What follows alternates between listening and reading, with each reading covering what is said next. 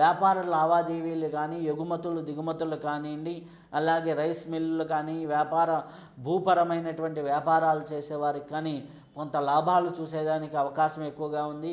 కానీ ట్రాన్సాక్షన్ వ్యవహారాల్లో కొద్దిగా ఫైనాన్షియల్గా ఇబ్బందులు పడేదానికి ఆస్కారం ఎక్కువగా ఉంది.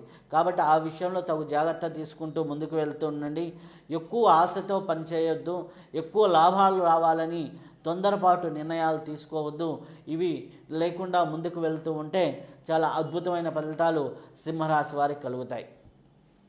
సింహరాశిలో ఉన్నవారికి కుటుంబ బాంధవ్యాలు, కుటుంబం వ్యవహారం ఎట్లా ఉంటుంది అని చూసినప్పుడు కుటుంబంలో భార్యాభర్తల మధ్య అవగాహన పెరుగుతుంది. కుటుంబ బంధాలు బలపడుతూ ఉంటాయి. మాట తొందరపాటు వల్ల బంధువుల మధ్య కొన్ని విభేదాలు వస్తాయి. ఎందుకంటే రాహు ఉన్నాడు కాబట్టి కొంత కుటుంబంలో బంధువుల మధ్య ఏదో ఇగోకి పోయి మాట్లాడినప్పుడు చిన్న చిన్న ఇబ్బందులు వస్తూ ఉంటాయి. కాబట్టి తొందరపడి మాట్లాడకుండా జాగ్రత్త తీసుకుంటూ ఉంటే కుటుంబ వాతావరణం కూడా సవ్యంగానే ఉంటుంది. ఇగోలతో మాట్లాడే వాళ్ళు, కొద్దిగా కోప తీరుగా మాట్లాడే వాళ్ళకి కొద్దిగా జాగ్రత్తగా, కొద్దిగా శాంతంగా వ్యవహరిస్తూ ఉంటే చాలా సత్ఫలితాలు కలిగేదానికి ఆస్కారం ఎక్కువగా ఉంది. అలాగే ఆరోగ్య విషయానికి వస్తే ఆరోగ్య విషయాల్లో తగు జాగ్రత్తలు అవసరం.